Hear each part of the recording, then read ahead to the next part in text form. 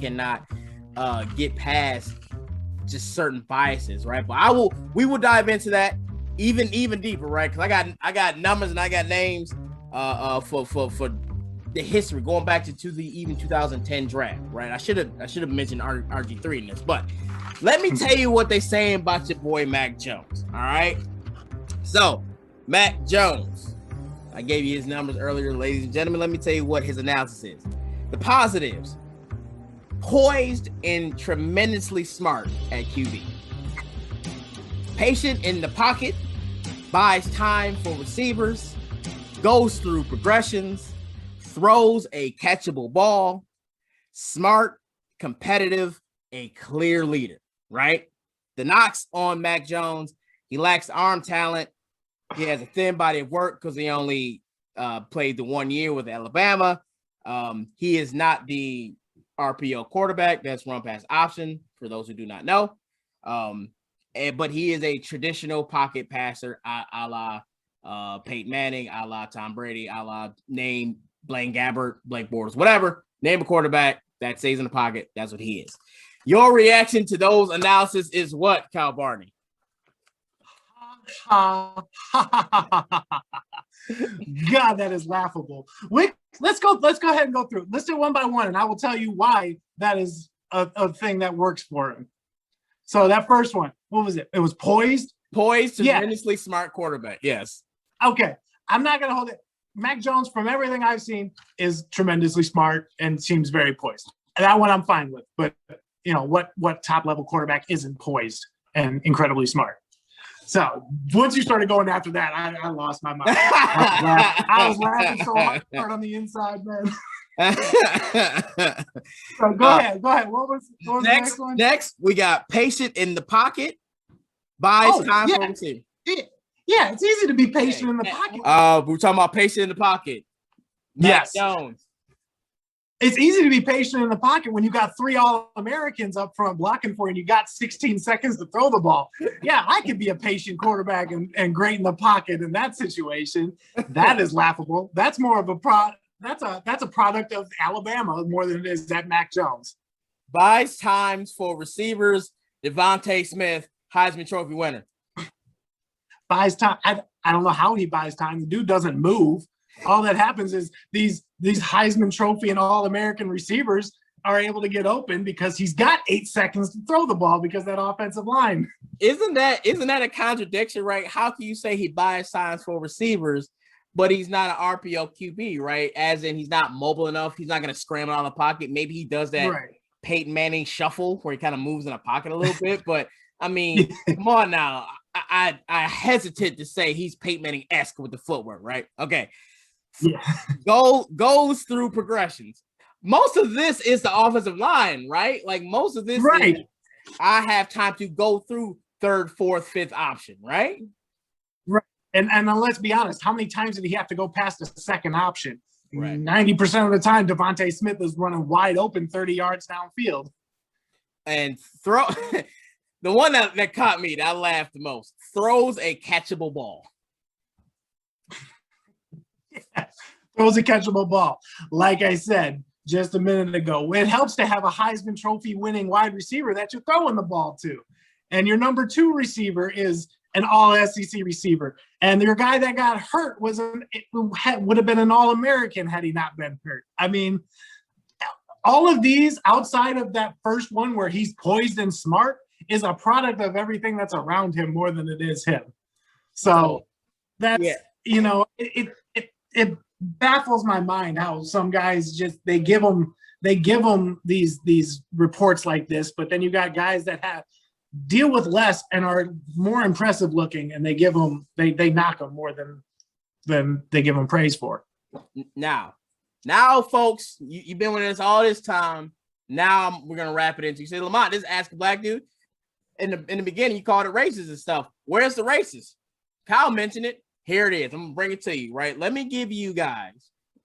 We can either comment about each one individually, or we can wait till I finish. Doesn't matter. Hop in anytime you want, Kyle. So, all right, Lamar Jackson, right? This is his analysis. Okay, inaccurate. He had poor receivers, right? Now, Lamar Jackson did have a problem in the NFL that first year, okay? But again, I'll put that on the receivers, right? Because we hit Josh Allen with that. As Josh Allen's rolling out in the playoff game, throwing to a fullback that's triple cover in the playoff game against the Texans, okay? Poor footwork, thin frame, too much. Now, this is my favorite one, Kyle. You'll love it. For Lamar Jackson, ladies and gentlemen. Too much, one of the guys could stand to be more of a leader.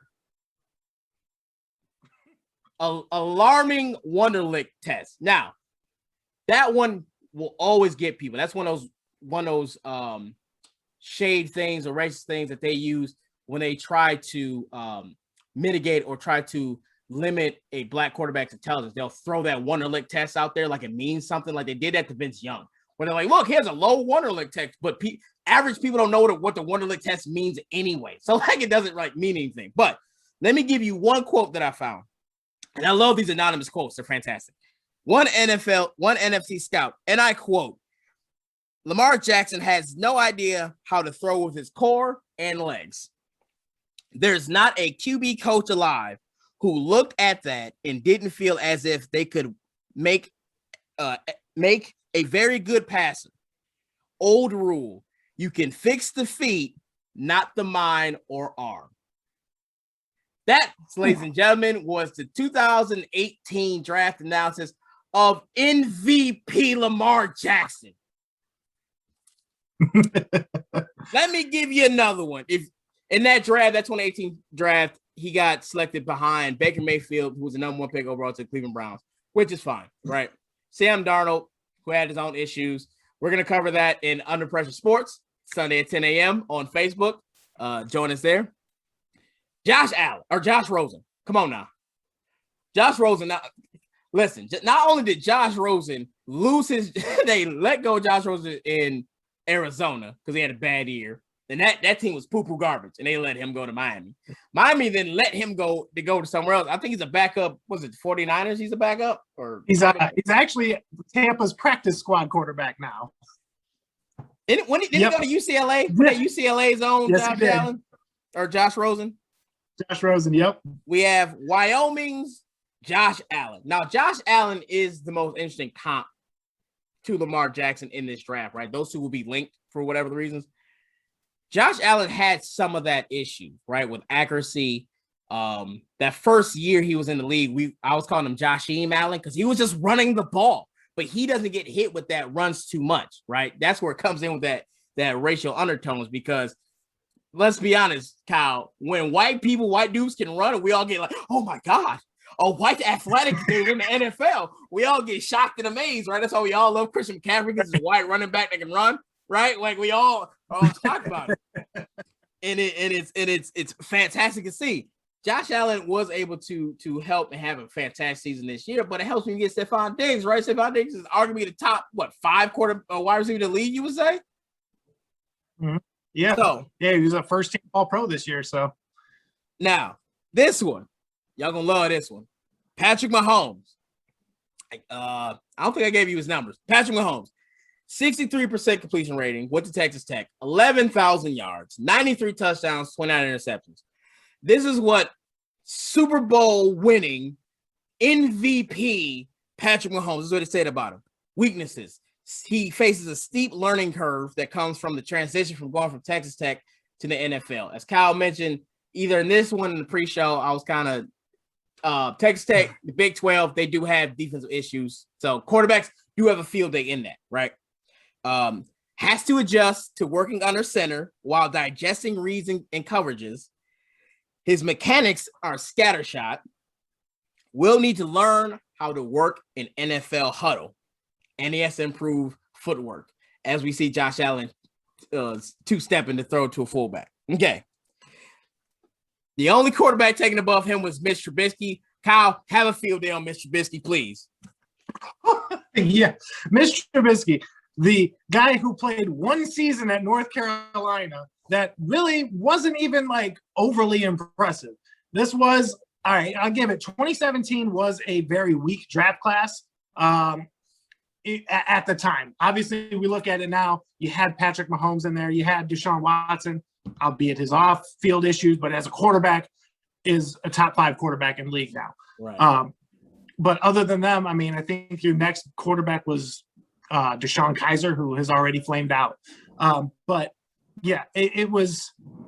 I don't know what possessed the Bears to even trade. They traded up. Everybody, they traded up to go and get Mitch Trubisky because he was some godsend quarterback that, as we've seen now, I mean, he lost his job almost as many times as he started games for Chicago. Right. Not even with the Bears anymore. What's he? Buffalo's backup quarterback now. He is Buffalo's backup on a 1-year deal. Yeah. Yeah. Meanwhile, Patrick Mahomes is out here being already called the baby goat, coming after Brady's records come 10, 15 years from now. Let me help you out with that NFL draft. Let me help you out with that 2017 NFL draft and why it's so hilarious the Bears drafted to get Mitch Trubisky, right? So you had Mitch, you had Pat, you had Deshaun Watson. Deshaun Kaiser, like you mentioned, he went to Notre Dame, right? Is that Notre Dame's Deshaun Kaiser? Yeah, okay. Yep. Brad Kaaya. Toledo. Who? Brad Kaaya from the Miami Hurricanes. Brad Kaaya, right? Oh, I remember. You remember Brad Kaaya, right? Right? Yeah. Joshua Dobbs became the Steelers' backup. Well, actually became the Steelers' third string behind Mason Rudolph. I looked at, side note, I was looking at draft picks. I know we took him in the 3rd round. I'm kind of angry about that. We took Mason Rudolph in the 3rd round. I digress. Davis Webb, who I don't remember at all, and Nathan the Peterman, who threw as many interceptions as he did completions for, was it Buffalo? And then, where'd he go? Oakland. John Gruden said, let me get some of that Peterman. And then he played like garbage there too. That was your 2017 NFL draft. Now, like you said, it was kind of top heavy with Patrick and Deshaun. But once you get past them two, you're looking at Mitch, like you traded the future to get Mitch Trippenfall, as I call him, because the only team he can beat is the Detroit Lions. I'm glad I ain't a Detroit Lions fan no more, because Lord God, I must be. Do the Bills play the Lions this year? I might have to check that out and see, because that's why they'll pick them up. Now, let me give you a guy that people tend to forget how bad the coverage got on him. Cameron Newton, okay, from Auburn. That 2010 Auburn year, Cam Newton was fantastic. You couldn't tell me there was a better college player in the NFL or in college than Cam Newton, right? 65% completion rating, 2,800 yards, 30 touchdowns, 7 picks. He had 1,500 yards rushing, 21 touchdowns, okay? And he won the national championship over Chip Kelly's Oregon Ducks that year, okay? His weaknesses. Now, stop me if you notice a theme. Maturity and character issues. Relies too much on athleticism and over fundamentals. Poor throwing mechanics. Mostly makes only one read. He would later go on to beat, Peyton Manning's rookie quarterback throwing record his next year and take a terrible receiving core Carolina Panthers with Ted Ginn as their number 1 wide receiver and Devin Funchess, Michigan's own Devin Funchess, to a Super Bowl at 15-1. I think he won the MVP that year, didn't he? Yes, he did. But yet, maturity issues, poor mechanics. Mm-hmm. The problem is Justin Fields is now getting hit with a lot of those same tropes, and it is. It's a lazy idea by the NFL analysts. It's lazy by the media, because for some reason in 2021, we're still holding on to this idea that we need the Mac Jones, the Zach Wilsons, the stand in the pocket quarterbacks, right? We're still doing that. Charles Barkley jump shooter teams can't win championships, as the Golden State Warriors win 3 out of 4 and beat Chicago Bulls record. Is there anything Justin Fields could have done to get some of this off of him? Or is it just, hey, you're a black QB, you're going to get hit with it? Yeah, I mean, I hate to say it, but I don't know what more he could have done. Sans finding some way to win that national championship this past year. Other than that, he has been, like I mentioned earlier, he has been the model quarterback athlete that you want, where he has absolutely no issues off the field in return in terms of anything, no issues with his social media. All he does is show up, ball out, and go home. There's nothing that he could. There's really nothing more that he could do, like I said, other than if he would have maybe found a way to beat that Alabama team. But all this other stuff that they're holding, it's like you were mentioning. I mean, we're stuck in this cycle. And as much as we like to think we're getting out of it, when we see the likes of Lamar Jackson and Patrick Mahomes winning back-to-back MVPs, Kyler Murray, the way he's stepping up, looks like to be a great future quarterback. Deshaun Watson, you got this revolution of different style that really started with Mike Vick back with the Falcons, who was just way ahead of his time, is now becoming a more common thread, and where you're getting more of your successful teams have quarterbacks like this. Even on the white side, a guy like Baker Mayfield or Josh Allen that can get out and be that mobile quarterback. We've gotten away from the Tom Brady's and the Peyton Mannings in terms of what it takes to be successful. You mentioned a couple of the other ones, Blaine Gabbert, those guys that got drafted in the top 15 because they looked the part, and unfortunately that's where we're still at as far as, you got a lot of these guys that have been doing it for so long. They're still in that mindset that it has been for so long, where we need this guy we need him to be at least 6'3". We want him to be, 220 to 240 pounds. He needs to be smart, and on the hush hush, he needs to be white. You want to say we're getting away from it, and it shows some schools, some NFL organizations are, and they're learning like, hey, this is the wave. This is what we need to get on that is getting us all this success. But you still have too many that are stuck in that old mindset. Yeah. So my problem, I mean, everything you're saying is right. My problem with what those analysis is the same stuff, right? It's the same attacking of the intellect, right? It's the same, they're not smart enough to break down an NFL defense. Maybe they should go play running back. Oh, they're not, their mindset can't think fast enough to break down coverages. Maybe they should go play running back. They can't stay in the pocket. So, you have to change an entire offense. Like we heard that here's a trigger name. We heard that with a T, y'all. With Colin Kaepernick, right? When San Francisco and Jim Harbaugh, the one time he could figure out how to coach, when they moved him, man, I'm gonna have so many people mad at me in this video. when he had, I don't care. When he had, I'm gonna get so much hate, whatever. When he moved from Alex Smith, who was that traditional stay in the pocket quarterback, which was weird because he wasn't that in Utah, but I digress. And they switched to Colin Kaepernick. That was the mindset. Oh, he's got to change the whole offense. Oh my God, we have to change all this stuff. And it's like, no, he can play in the pocket.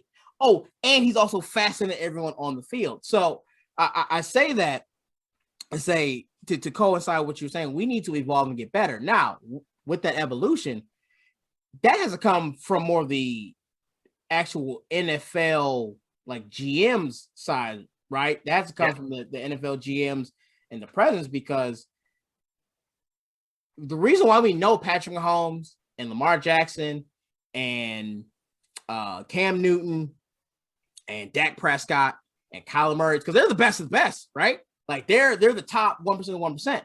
Unfortunately, as a black quarterback, you ain't got too many Chase Daniels running around here, who's a legend at the bank making $40 million, throwing 200 passes in the NFL his entire career from Missouri's own. Okay, you don't have too many McCowans in the black quarterback. It's Tyrod Taylor, right, who got his job taken by Justin Herbert for having a needle stuck in his lung, and Teddy Whitegloves, Teddy Bridgewater, who I like Teddy Whitegloves. His only crime was his knee blew out in practice for no reason.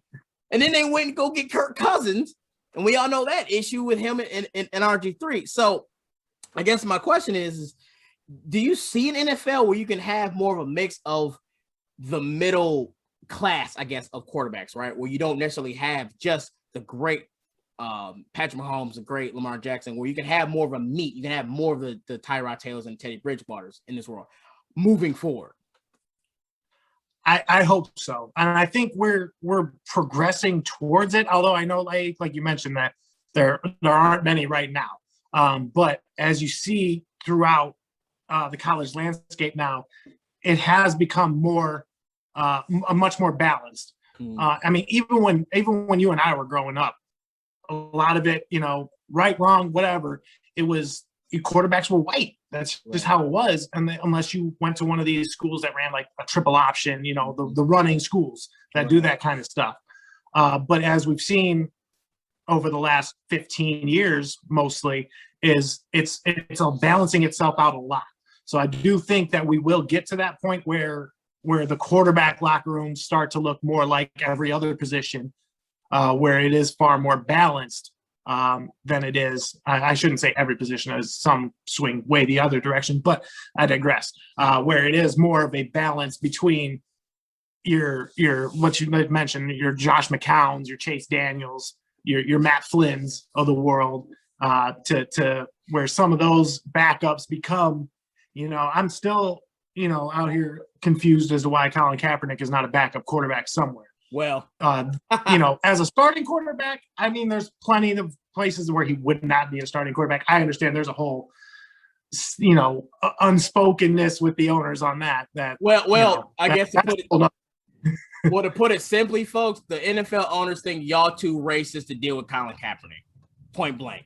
They think y'all too racist to deal with Colin Kaepernick because y'all make this about the flag instead of the police brutality that he actually wanted to fight for. So the NFL owner said, nah, we don't want to deal with that. We'll leave Colin home because y'all might be too racist at these games. Continue, Kyle. Yep. That's right. To get on a small tangent, I was one of those when he initially did it, but once I dove into it and actually found out, like, he went. Initially, he was sitting for the national anthem, but he had a guy on his team. I'm blanking on the name. I think it was like Boyer or something, who actually was in the Army. And he was like, yo, if you want to do this, I understand. More respectful ways to take that knee. He got that from somebody who served. So once I saw, heard that and actually read into some of the reasoning behind it, some of his stuff, I changed my tune on Kaepernick. Hate me if you want. I don't care. But to get back to where we were at, let's bring this back full circle here. I do hope that we do get to that point where you don't have to be one of the top 5 to 10 black quarterbacks just to be in the NFL. That there is room for guys like, we named some of the Ohio State ones. They would have been decent as backups. Troy Smith was a decent backup while he was with Baltimore. Cardale Jones would be a great backup somewhere. JT Barrett, maybe, we'll see. But you gotta have guys in those positions, GMs, like you mentioned, that are willing to do that. And I think we're slowly getting there. And hopefully as we move further along, we get to that point where it is able to level itself out a little bit or even itself out. Well, you know what, this pains me as a Michigan fan to say, but I guess as an African-American male, I do hope Justin Fields does have success in the NFL to further the cause. Where, as a fan, the top 10, top 15 of the NFL draft coming up, where as a fan would you most likely to see him to go for him to have the most success? I really liked San Francisco. When they were talking about taking him, I was like, that is a great fit.